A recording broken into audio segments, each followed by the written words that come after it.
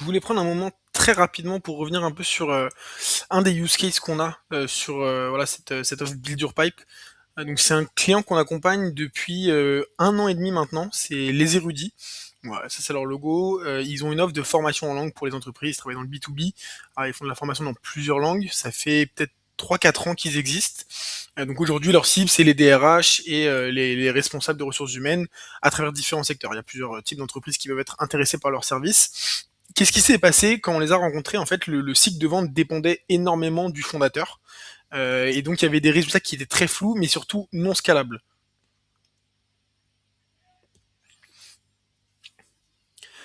Ce qui s'est passé, c'est que quand on les a rencontrés, il y avait un cycle de vente qui était dépendant du fondateur.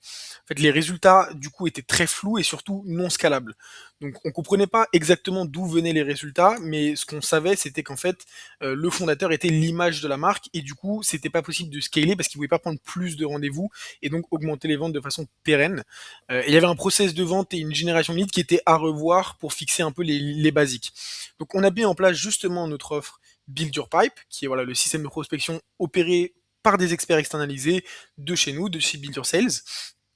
Ce qui s'est passé, l'offre, elle incluait une remise à niveau du CRM et des automatisations, pour que voilà, en fonction des étapes du pipe, il y ait des automatisations et des séquences qui partent en automatique, et spécialement pour les no-shows, pour le nurturing, toutes ces choses-là.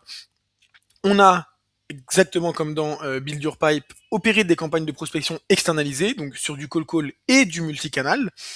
On a aussi créé un playbook de prospection pour en interne, c'est-à-dire que voilà, une fois qu'on travaille ensemble, une fois que nous on repère des angles d'attaque, des messages marketing qui marchent mieux que les autres, des scripts de call, on réunit tout ça dans un playbook de prospection pour qu'en interne il y ait aussi l'information et que si un jour ils veulent passer en interne et s'en occuper en interne, donc il y a un nouveau sales qui rejoint la boîte, et ben il a un document qui regroupe un peu tous les résultats que nous on a retrouvés. Et dernièrement, on a revu et surtout optimisé leur tunnel de vente, donc voilà, de la génération d'un prospect à la signature win ou lost. Donc voilà, ça c'est un peu ce qu'on a mis en place. En termes de résultats, c'est très bien. C'est voilà des gens qu'on accompagne depuis plus d'1 an, maintenant 1 an et demi.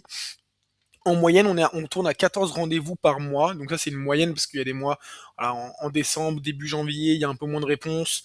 En août, il y a un peu moins de réponses. Voilà, les gens sont en vacances. Mais en moyenne, on est à 14 rendez-vous par mois tout au long de l'année. On a environ 3,5% de taux de prise de rendez-vous sur nos campagnes, sur tous les leads contactés. Donc en gros, si on dit qu'on contacte 100 leads, on sait qu'on va avoir 3 à 4 rendez-vous à chaque fois. Donc c'est hyper mathématique, ça nous permet de savoir exactement ce qu'il y a besoin de faire pour augmenter le pipe ou le réduire en fonction de si on est trop, si on est un peu trop sous l'eau en ce moment, en fonction de la bande passante qu'on a. Sur le premier trimestre de 2025, c'est plus de 53 rendez-vous qualifiés et honorés. Ça, c'est important. On travaille au rendez-vous qualifié et honoré. Donc, ils viennent au rendez-vous et en étant au rendez-vous, ils sont qualifiés comme vraiment un lead chaud pour vous. Donc, ça, c'est intéressant. Et faut savoir aussi que le chiffre d'affaires des érudits, depuis qu'on a travaillé ensemble, donc la première année a monté de 15%, dû seulement à l'outbound, hein, je parle seulement à la prospection qu'on a mis en place ensemble, et 25% la deuxième année. Donc c'est des résultats qui sont hyper satisfaisants. Donc ça dépend aussi des industries évidemment, mais c'est plutôt des résultats qu'on a avec pas mal d'autres boîtes. Donc voilà, il y a un peu les KPIs de la campagne, la cible et les offres qu'on a mis en place. Mais voilà, je voulais juste prendre le temps de faire un petit retour pour que bah, voilà, vous ayez un peu la vision sur ce qui a été fait avec d'autres clients qu'on a pu accompagner.